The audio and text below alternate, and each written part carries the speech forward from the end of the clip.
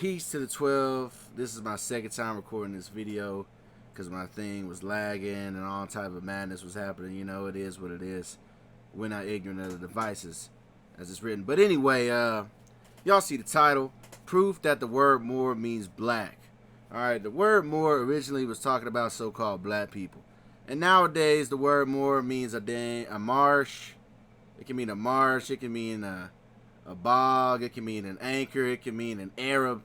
But the word Moor was originally in reference to the skin color of the so-called black man, which I'm going to prove in this video. Now, this video, I'm doing this video really because I just did a video before this one titled Portuguese Jews were Black People Proof. And I did this video, and I'm not even going to go into too much detail on this video that I did. Y'all can just go watch it. It's 100% evidence through multiple books written in this era of time where people said it themselves that they had the complexion of so-called black people. Now, but in this video, I got a comment that I was going to address, and I said I'll just do a video on it. From this guy Martin Floors, RD900. He says Moors are a tribe of Berbers in North Africa. RH, blood and whites. You may want to read Nesta Webster, her book about the Portuguese Jews and the black slave trade. Also, you may want to listen to the Spirit of Truth because it sounds like you're listening to the wrong spirit. What I said in this video was the truth, and you're totally wrong to say that the Moors are white. All right, I'm gonna prove this in this video. All right, like I said, the title of the video, proof that the word Moor means black. All right. So, in this video, I'm gonna prove it biblically. I'm gonna prove it etymologically. I'm gonna prove it through dictionaries, paintings, and I'm gonna have a color-coded character bonus session at the end of this video. So let's start off with the biblical perspective. This is a biblical channel. So let's get straight to it. Let's go to the biblical perspective. So when you open up into the scriptures, you open up the Bible, you go to Zephaniah chapter 2 verse 12, where it reads, "Ye Ethiopians also, ye shall be slain by my sword." Right? So it says, "Ye Ethiopians also, ye shall be slain by my sword." Now, in this instance, it says Ethiopians. You would say, what are you talking about? It doesn't say Moors. It says Ethiopians. What are you going on with this, right? Well, brothers that have seen me before know where I'm going with this. Now, in other translations, it either says Cushites or Ethiopians, right? Either Cushites or Ethiopians, mostly of the time, right? But there is another Bible known as the Geneva Bible, 1560 edition. All right, the Geneva Bible was the Bible used in Jamestown and the preferred Bible of the early Pilgrim settlers of New England. It used Roman type instead of traditional black letter for the first time in English scriptures. So, in the Geneva Bible, it doesn't say ye Ethiopians. In the Geneva Bible, it says, this is the 1599 edition, it says, Zephaniah 2 and 12, "Ye Moorians also shall be slain by my sword with them." So the word Ethiopian was replaced with the word Moorian. All right. And in other translations as well, Geneva Bible 1587, it says Moorians. Bishop's Bible of 1568, it says Moorians. Coverdale Bible of 1535, it says Morias. Now you can say it doesn't say the word Moors. Where are you going with this? Well, the word Moorian as well as Morias, the word Moorian means Moor. All right. Moorian, a Moor. Alright? Moorian means black, meaning an individual with black skin color. The word Moorian meaning an individual with black skin color. Alright? See that? You see that? So instead of saying ye Ethiopians, it says ye Moorians. And Moorians means Moor, which means black skin color. Alright? Which makes sense because the word Ethiopian means black skin color as well, right? So this word Ethiopian, Cush, equals black. The people descended from Cush. All right, the land occupied by the descendants of Cush, located around the southern parts of the Nile, Ethiopia. Cush, which means black. So it makes total sense that Moorian was replaced with Cush. Moorian replaced Cush in this version because they both mean black. All right, and what this does also is it debunks this internet perspective of people saying that the Moors are Moabites. I've seen this from multiple sources. That's debunked because in the same chapter of Zephaniah 2, it's Zephaniah 2 and 8. it talks about, I have heard the reproach of Moab and the violence of the children of Ammon, whereby they have reproached my people and magnified themselves against their border. Therefore, as I live, saith the Lord of hosts, the God of Israel, surely Moab shall be as Sodom, and the children of Ammon as Gomorrah, even the breeding of nettles and salt pits, a perpetual desolation. The residue of my people shall spoil them, and the remnant of my people shall possess them. Right? So, that's Moab and Ammon, and the Ethiopians are at the bottom. Notice they're distinct from one another. Even in this one, it still has Moab and Ammon, and yet the Moorians are distinct. So, no, that debunks that the Moors are Moabites. Debunked. Now, that doesn't mean that we are so-called Ethiopians. All right? That doesn't mean that, because you have to understand something. The Israelites have been compared to Ethiopians. All right? I'll prove that. All right? Tacitus, Roman historian, born in 56 AD, wrote a book titled The History of Tacitus. All right? We're going to go to page 399. He says, many assert that the Jews were an Ethiopian race driven out by fear or hatred to seek a new home in the reign of King Cephas. So many asserted that the Jews were an Ethiopian race. All right? As a matter of fact, you can read, when you look at the reliefs of Lachish, also known as the Lachish reliefs, you look at this part right here, you see they have the Afro-textured hair. Look at this. This is the same Assyrian relief. This is also a mid-century African Roman woman bronze head sculpture. All right, same hair texture. As a matter of fact, Edward Plumtree, who was a writer back in 1820, born in 1821, born in the 1800s, which stated in his book, Assyrian and Babylonian inscriptions in their bearing of the Old Testament scriptures. We'll go to page 448, where he states about the Lachish reliefs. It is significant that the captives, for the most part, represented as having woolly hair as though they had belonged to the Ethiopian army of Terhaka. So this woolly hair, once again, these are the Israelites, all right? And they have the woolly hair of the Ethiopians. See that? But Sir Austin Henry Layard lets you know that these people are Judeans. All right, you go to Sir Henry Layard, his book Discoveries in the Ruins of Nineveh and Babylon, page 129, where he states, the captives were undoubtedly Jews. Their physiognomy was strikingly indicated in the sculptures. See that? So they had the woolly hair like onto the Ethiopians. All right, we have the same textured hair as these sculptures, man. All right, and then of course, you know, Amos 9 and 7, where it states, are ye not as the children of the Ethiopians unto me, O children of Israel, saith the Lord Yahweh? Have not I brought up Israel out of the land of Egypt, and the Philistines from Caphtor, and the Syrians from Ker? So the children of Israel were compared unto the Ethiopians, right? In other versions, it says, are ye not the Israelites the same to me as the Cushites? You Israelites are just like the Ethiopians in my sight, right? Now, the word like means similar to, the same as, identical to. All right, even to this very day, you have Ethiopian Jews known as Beta Israel. All right, if that wasn't enough information, when you go to Songs of Solomon, chapter 1, verse 5, it reads, I am black but comely, O ye daughters of Jerusalem, as the tents of Kedar. So this person is telling you, I am black but comely, as the tents of Kedar. I am black and beautiful, right? Well, the tents of Kedar, let's look that up on Google. These are the tents of Kedar. So this is her complexion. She was very dark skinned, right? Songs of Solomon 1 and 6. Look not upon me, because I am black, because the sun have looked upon me. My mother's children were angry with me. They made me the keeper of the vineyards, but mine own vineyard have I not kept. Okay?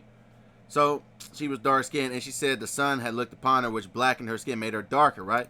That's because so-called black people tan as well. All right? As you can see, the tan lines, they were darker through the sun. All right? Job 30:30, my skin is black upon me, and my bones are burned with the heat. All right, Herodotus stated the same thing in his book, The Histories of Herodotus, right?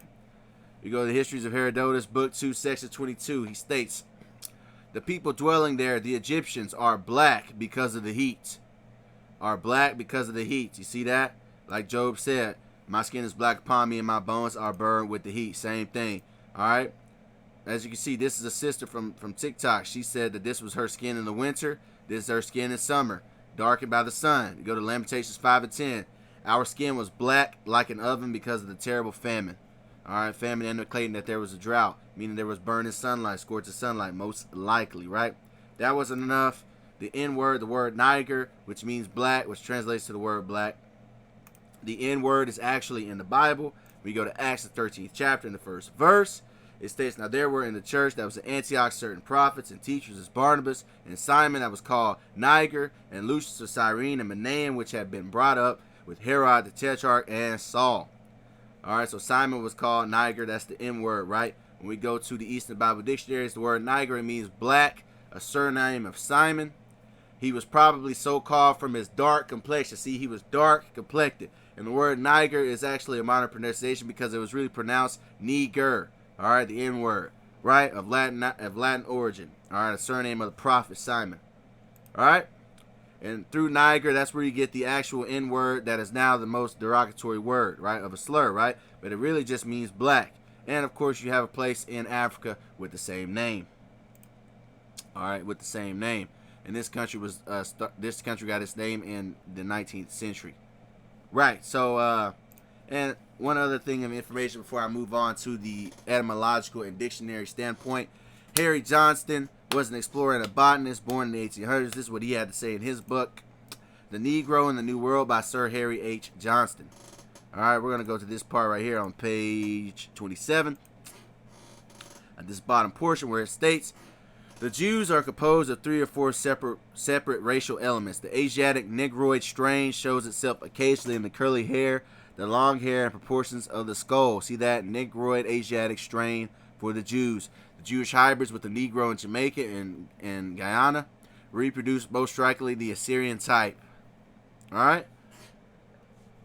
Now, all that being said, that's biblical. All right, that's a biblical little small recap.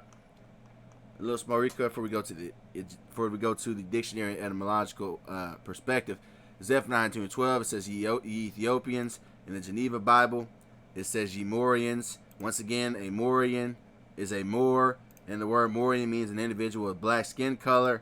And Cush is where you get Ethiopia, which also means black. All right, so that's the biblical perspective. Now we're gonna go to what was next. The etymological dictionary perspective. So let's get to it on that. Dictionary and encyclopedia. So we're gonna first kick it off with Samuel Johnson. Salakia.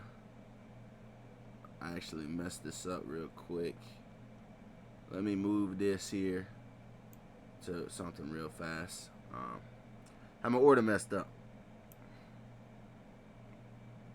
All right, now we're going to the etymological dictionary.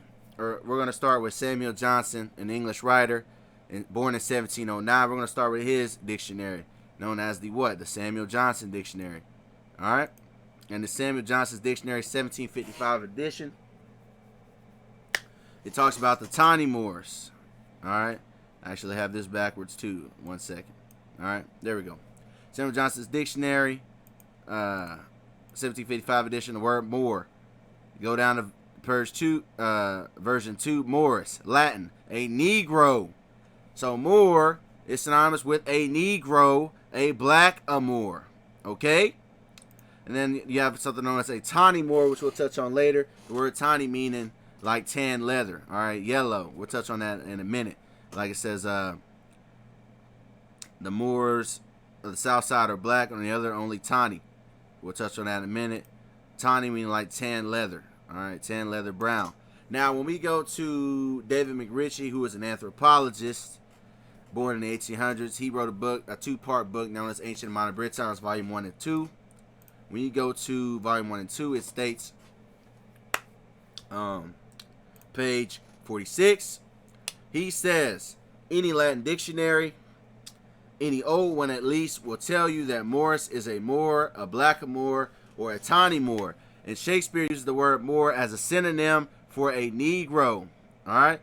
As that last word bears nowadays a somewhat restricted meaning, it may be better to take old-fashioned blackamoor as the nearest English rendering of Morris, signifying thereby any black or brown-skinned man. Alright? So he tells you any Latin dictionary will tell you that a Moor, Morris, blackamoor, it's all in reference towards a Negro. Moor as the synonym for Negro, according to Shakespeare, right? Now let's prove that through the dictionaries. First of all, the word Negro means brown. Like I tell you all the time, we're not black, we're different shades of brown, right? And black is not a skin color. Or, excuse me, black is not a skin color. Dumb comment. Black is not a race, it's a color. I messed that up. But anyway, moving on. So let's get let's get what he's talking about. He said any Latin dictionary, any old one. Well, let's go to John Entick. All right, John Entick, born in the 1700s, born in 1703. John Entick wrote something known as the New English Latin Dictionary, which I have right here.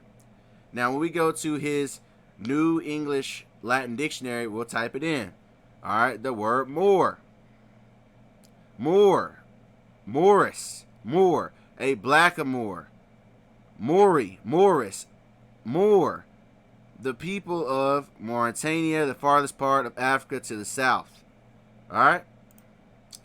This part right here. Now check this out. This is what I typed in, a Moor, or not even typed in. This is what I found a Moor in the dictionary. It says a Moor. Ethiops. Morris. All right. Mora. See that? Moriah. Ethiopian. Morris. Ethiops. Right. This word Ethiops. The term Ethiops, Ethiop, or Ethiop are archaic words for burnt face and may refer to Ethiopia, an ancient term for parts of Africa. So, Moor is synonymous with Ethiops. Isn't that what we just read in the Bible? Right? Didn't we read that in the Bible? That, let's go back.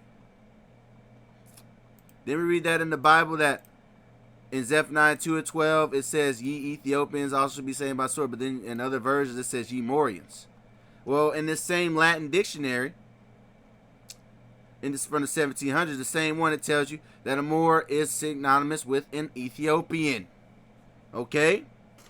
Now let's go to the Imperial Dictionary of the English Language by Reverend John Ogilvie, and was expanded on by the Noah Webster's Dictionary. So this is the Imperial Dictionary of the English Language. We're going to read this. We're going to go once again to the word Moor. Right? The word Moor. This is volume 3 of the Imperial Dictionary of the English Language by John Ogilvie. Right? Or John Ogilvie. It says Moor. Moor. Morris, a Moor. Probably Morris, black or dark colored. A native of the northern coast of Africa, called by the Romans Mauritania, the country of dark complexioned people. Once again, Moor, black or dark colored. See that? That's why I tell you, brothers, always go into the old books, man. The old books are a lot more honest. All right, page 754. Moor. Morris, black, a Negro, a blackamoor. Moor, black, a Negro. All right, then he referenced Shakespeare, the Negro's belly, the Moor. All right, Moor, black, a Negro. All right, you know that? It's pretty obvious, man. Even this word, Melimontes, the Negroes or blacks held an early correspondence with the ancient Mauritanian, Numidians, and Carthaginians, which means what? The Carthaginians were so-called black people. I told you this before. All right, and all these people try to get mad in the comments. I don't give a damn. All right, look, it says the Negroes or blacks held an early correspondence with the ancient Mauritanians, Numidians, and Carthaginians. What is this word? Held an early correspondence. Correspondence means a resemblance, comparability, similarity, correlation. They resembled the Carthaginians, Numidians, and Mauritanians. Right? These are the Numidians, so-called black people, even though they try to show different pictures, right? These are the Mauritania is a country in Africa. It's south of Morocco, right? These are the Mauritanians. I'm probably saying it wrong too, but Mauritanian or Mauritania, all right? It's a group of so-called Arab Berbers. Look at this. It says white Moor, Arab Berber, Negroid, black Moor, Wolof, black African, Mauritanians, right? Well, white Moor is oxymoronic according to what we just read, because the word Moor, once again, and all these other Latin dictionaries say Moor equals black. So how could you be a white Moor? That doesn't make any sense. Like I said, and really, ultimately, the word Moor is just another byword, because the word Moor means black, just like black. All right, we're not black. We're different shades of brown, and black is not a damn race. All right, you don't see a Chinese man or a Japanese man say, "Hey, I'm yellow." No, he tells you what he is, man. All right, you don't walk up to an East Indian man and a Saudi Arabian man and say, "Oh, y'all look the same. Y'all must be the same." They would look at you like you was crazy. They might fight you. But anyway, right? So notice it said the Negroes had a correspondence, which once again means a resemblance. to the ancient Carthaginians, Numidians, and Mauritanians. Meanwhile, when they did Hannibal of Carthage, you had all these white, so-called white, angry troglodytes, mad, oh, they're blackwashing history. Hey man, the facts are the facts, right? And the Greek word for the word Moor is Mavro. I asked ChatGPT, right? Is Mavro the Greek word for the word Moor? It says yes, you are correct. Mavro is the Greek word for black. All right, and it's sometimes used to refer to the Moor, especially in the context of dark or black soil, right? So the word Mavro in this name doctor, Mavro means Moor, dark skinned, dark color of skin. Moor equals dark, right? And guess what? You had a guy by the name of you had a Roman emperor by the name of Aurelius Victor. All right, which I'm sure this is a fake image, most likely, right? Or Salakia, not him, but you have a guy by the name of Amulanus, right? We'll touch on this real quick, but anyway, he wrote a book. Aurelius Victor wrote a book. This is him, a Roman, right? He wrote a book titled Aurelius Victor, the Epitome de Caesaribus, in Latin historical work written at the end of the 4th century A.D. Now, in this book, Epitome de Caesaribus, a booklet about the style of life and the manners of the imperators, learn about Amulanus, right? He was moreover a Moor by race, warlike yet not reckless. He lived 50 less 3 years, right? So he said a Moor by race. That would mean he was a so-called black man, which lets you know that you had a Roman imperator that was a so-called black man, right? Now, this is what they allege him to be, the Emperor Amulan. They allege he looked like this, even though you really can't see it. You can look him up on your own. But it tells you that he was a Moor by race, and based on what we just learned about the Greek word for Moor, that means Mavro, which means black, right? Right? Mavro, dark skin, dark color of skin. Mavro means black, all right? So if he was a Moor by race, he was a so-called black man, which means he was a black emperor of Rome. Believe it or not. All right? And another thing, people are like, oh, no, the Moors are Arabs. Listen, it said a Moor by race, right? A Moor by race. For those of you that don't know, Arab is not a race. All right? Arab is not a race. Arab is not an ethnicity. The Arabs are not a distinct ethnic group since they are both white Arabs and black Arabs. Some of the black Sudanese Arabs claim descent in the male line from Arabs of Muhammad's time and may well be correct in their claim. So Arab is not a racial term. So a Moor by race would mean what? He's a so-called black man. All right? Now, Moorish is a boy's name meaning dark skin or Moorish. All right? That's where you get somebody like the name Saint Maurice. All right? This picture of Saint Maurice, so-called black man, right? Yeah, I already went over that, Mauritania. Now let's go to the United Kingdom Web Archive. All right, Black Presence, Asian and Black History in Britain, 1500 to 1850. We're going to go to the UK Archives. Check this out. It says Black Moors in Scotland. Black Moors in Scotland. You have Black Moors in Scotland. More evidence of presence of black Moors in the accounts of the reign of King James of Scotland. All right, and I'll do a video on King James at another time. But what I want to get is the next part of this, the National Archives. This is the word Moor. All right, Black Presence Archive content from the government United Kingdom National Archives. This word Moor. Check this out. In Britain, it was often used to refer to any black person, particularly Muslims. The word Moor appears in Shakespeare literature. All right? So it's spelled as a variety of Moor, Moorish, Moorish, Moorian, and often combined with black and black, as in blackamoor, blackamoor, blackmoor. Blackmoor is also used to refer to a synonym for a Negro in the 5th, 16th, and 17th century. All right? So the word Moor means black man, right? Obviously. Let's go to John Wilkins. Let's go to John Wilkins, his book, An Essay Towards a Real Character in a Philosophical Language by John Wilkins. Right? So in this book, the word Moor means a tawny man. Now I told you before, the word tawny means brown, like tan leather, or yellow, like tan leather, right? Tawny, dark yellow, right? Now, for those who don't know, there are many shades of yellow, from the lemonade yellow to brownish yellows, like this mustard, like this ochre, right? Right here.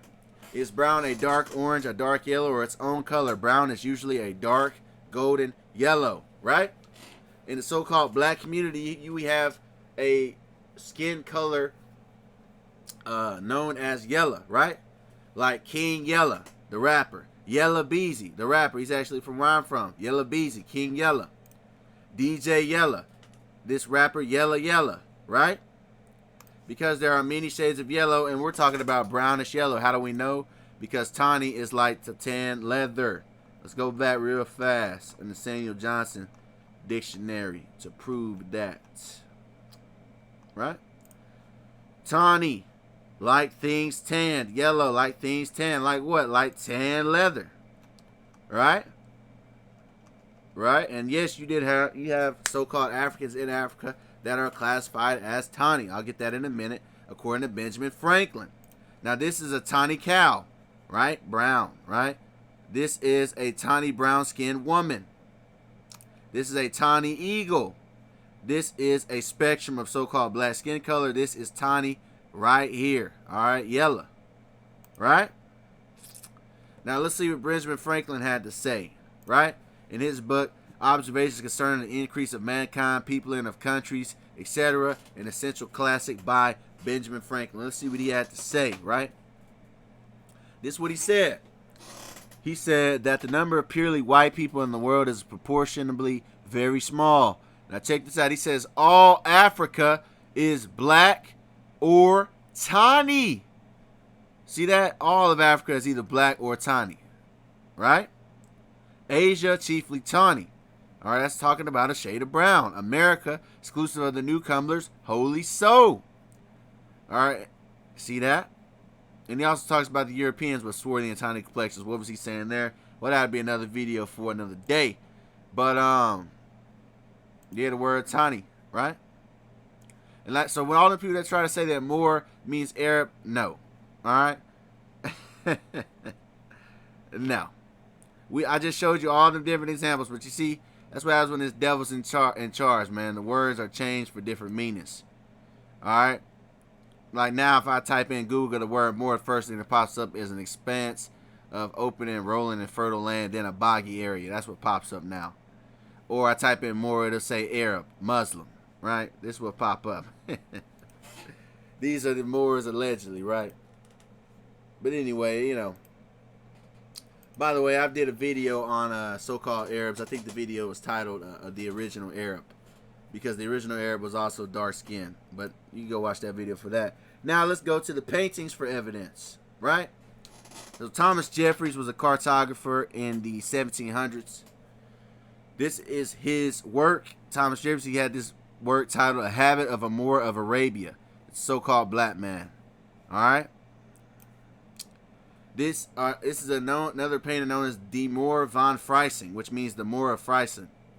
All right, 1316. As you can see, so-called black man with a crown on his head. All right, this is a tapestry known as Wild Man and Moors in 1440, Boston Museum.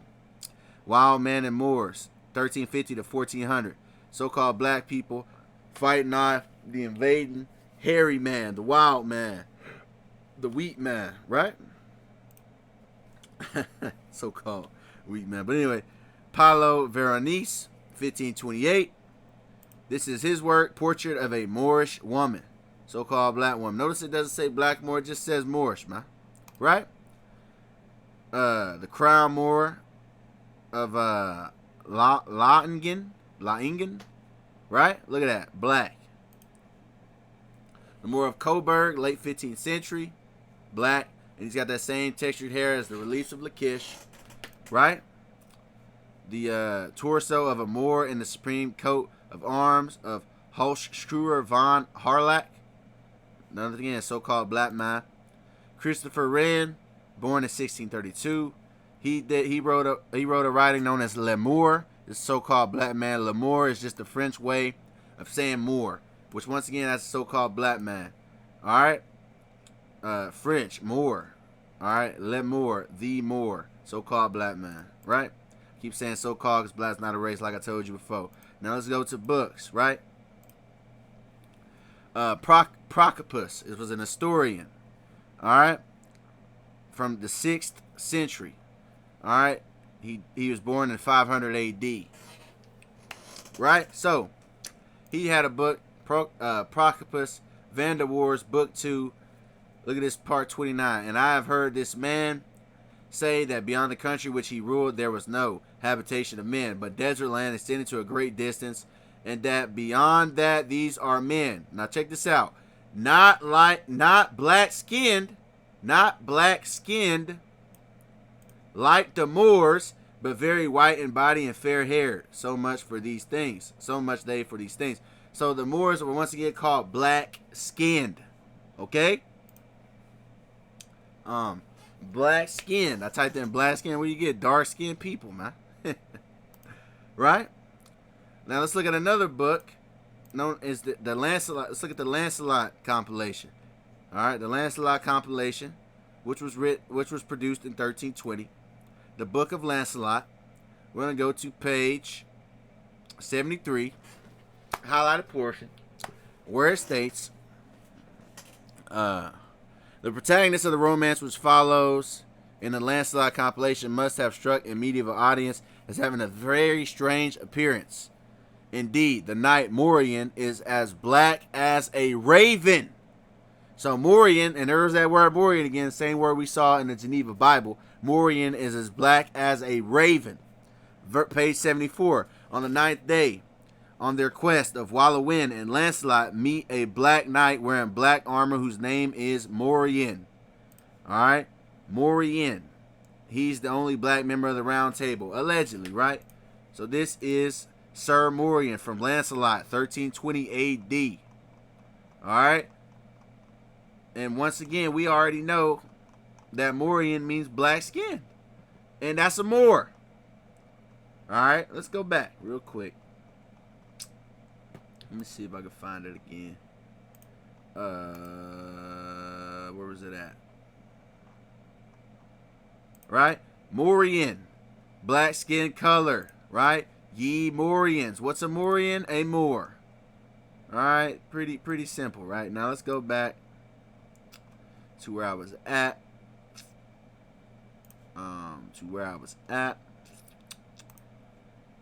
Sir Morian from Lancelot compilation of 1320 AD. Now let's go to my last part of the presentation before I get up out of here, which is a color-coded characters. This is my little bonus I did, right? Now another word for Moor is Moro or Moros. Mori meaning dark. Moors, right? Moors, Moros. Now we're going to touch on this word Moro. Moro means black because it comes back to Moor, right? Though it comes from the word Moor, a reference to Muslims in North Africa, no, we debunked that. Moor is used as black in some contexts. For black beings, eris Moro. Alright? Moro. European depicted Moors as being black, swarthy or tawny in skin color. Alright? Moro. Dark, black. Dark hair, dark skin young man. Moro. Dark skinned person. Beautiful dark skinned girl. Moor. Alright? Moro is Moro a racist term? I sometimes hear even quite educated people in Spain refer to anyone they seem to perceive as Muslim, North African, or a black immigrant as Moro. Alright? Moro. For black nightshade, black eye, all this, right? There's even somebody you can look up in black history known as Giovanni Moro. Alright, Giovanni the Black is what that translates to, also known as Johannes Dictus, born in 1250 or around the 1200s, right? Johannes Morris. To his Saracen and African origin, he also owes his name, which refers to his ethnic group and color of his complexion. All right, Giovanni Moro, right? Moro equals black. Moro, black person. Moro, dark skin. Moro, black, dark. In Tolkien's primitive Elvish. Moro means black still. Right? Moro, family history, they try to say black haired man. No, it means a black man. Right? Now, I named this color-coded characters because there's an anime character by the name of Moro. Alright, and we know Moro means a black man, a black person. Alright, Moro from Dragon Ball Super. Alright, Moro represents a so-called black man. Now, someone can say, what are you talking about? It's a goat. We're talking about he's blue.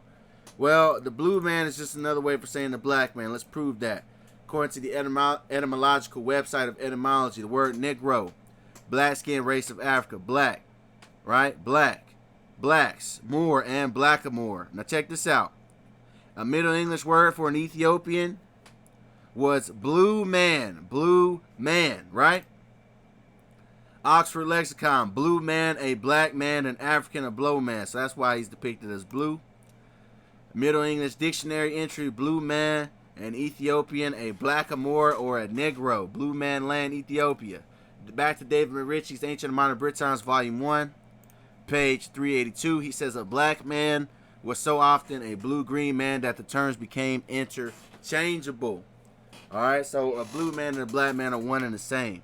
Alright, blue and black, one and the same. Even now they say I beat you black and blue, right? Page 136. It states, it was noted in some chapters back that Dwayne Dub, a black man, and Dwayne Gorham, a blue or wolf-stained man, were one and the same. Alright? Which is why a character like Dragon Ball known as Mr. Popo, right? He referenced a Moor. This guy was wearing, Justin Trudeau was in blackface. The Canadian politician is in blackface. Looks like Mr. Popo. That's because Mr. Popo represented the Moor, even though they try to tell you he represents a genie. No, he represents a Moor. He has that same earring that the Moors were famous for wearing, right? And in order to what do you say? What's the word? Censor him. They turned him into a blue man. Why? Because the black man is blue. That's why Will Smith was the blue genie. That's why they had a black man play the blue Mr. Manhattan. That's why Chris Rock played Osmosis Jones.